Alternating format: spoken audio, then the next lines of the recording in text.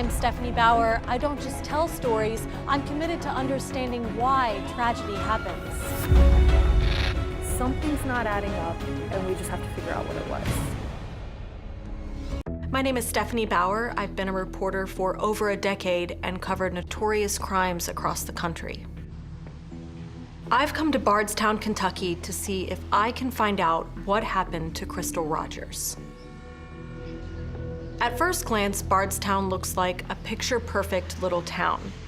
But since 2013, there's been a string of killings and none of them have been solved. What I want to know is, could Crystal's disappearance be connected to these other crimes?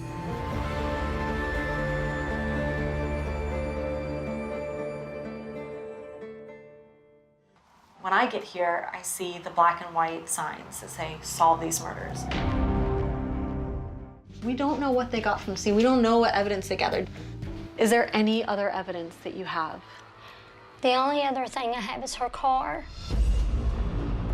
Why would they give it back to you? Is it not still considered evidence? I would think it is, but they told me that they were done with it.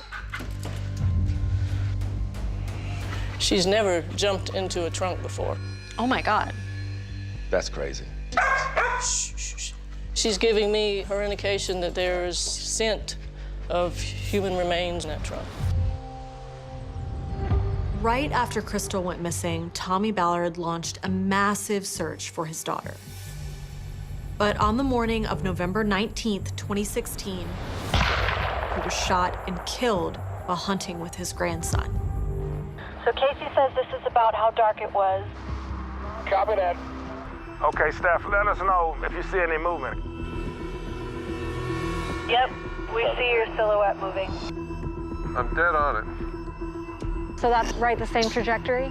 This is exactly where the rifle was. On the notch in the tree. It's a clear shot, no obstructions, no brush, no trees, from a barricaded position here. So that's it. That's our spot right there. Has to be. If you were going to get rid of a body, where would you do it? Making a pile of ashes. You guys can stay fingertip to fingertip. We got a full alert. Father, I ask that you bring us answers. Oh, it looks like there's people back there. Yeah. Is there something bigger going on in Bardstown? Joining me now is Access Hollywood's Stephanie Bauer. Yesterday, the body of Kristen's missing brother was found in the Utah desert. Stephanie Bauer has the new incredibly revealing interview. Was it up to you to determine if he was physically able to stand trial? Aggressive behavior is one of the symptoms. Earl Avery sat down exclusively with Access Hollywood's Stephanie Bauer. Stephanie Bauer was at the Avery home in Manitowoc County, Wisconsin. Billy, right here at Stephen Avery's house is where the prosecution claims the horrific rape and murder happened. After spending a lot of time last week here on the Avery compound with Stephen's family, on Friday night we made the 2-hour trip up to their ice fishing cabin to watch the first episode with them. In the documentary, I watched it twice. She certainly looked like she was completely on his side. Then she's changing her story, so why believe her now? A potential making a murderer bombshell, and now we know what that is. Stephanie Bauer has uncovered one of the secrets that Stephen Avery's new attorney is working on. Billy, there are 2 locations at the crime scene on the Avery property: Stephen's bedroom, where law enforcement claims Teresa Hallbach was raped and stabbed, and the garage, where they claim she was shot and killed. Now his brother Earl reveals new forensic testing that they hope will exonerate Stephen. They sprayed the whole house. That's what I'm saying. Do you know if they found anything? No, I don't think so. What do you call that stuff? What they spray? Huh? Luminol. Something like that. Is that what she did? She went down there. She sprayed the whole entire place with that stuff. Yeah.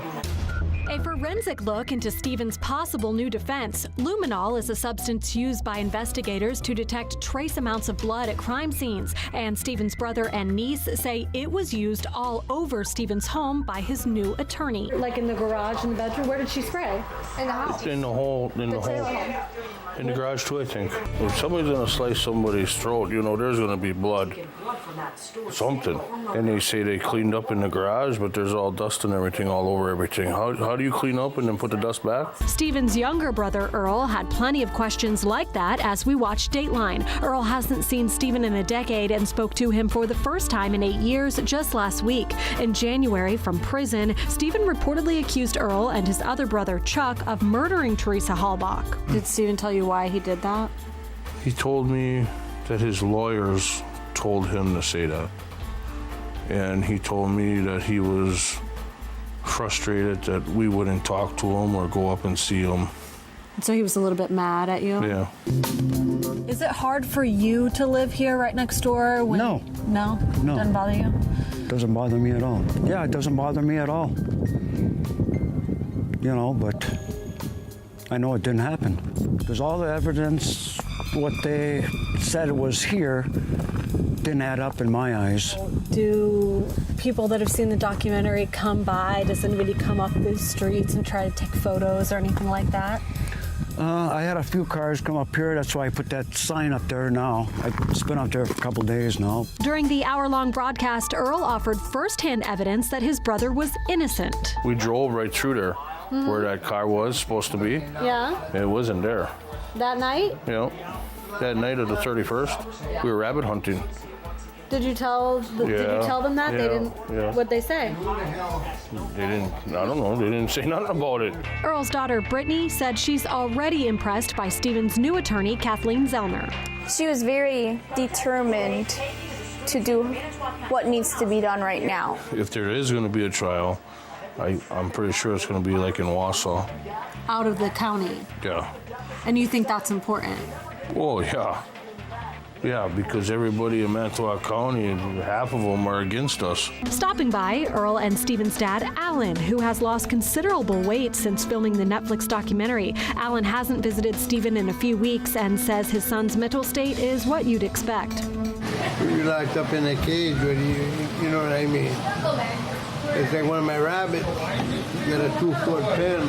How are you guys doing? Because, I mean, it had to, all Stephen's defense had to have really taken a lot of money from your family, I assume. Mm-hmm. This is the worst it's ever been. I don't make much money to start with, you know, and there was never a time that I couldn't get paid. And it's been 3 weeks now, I haven't had a check. We get at least 20 to 30 phone calls that call and hang up.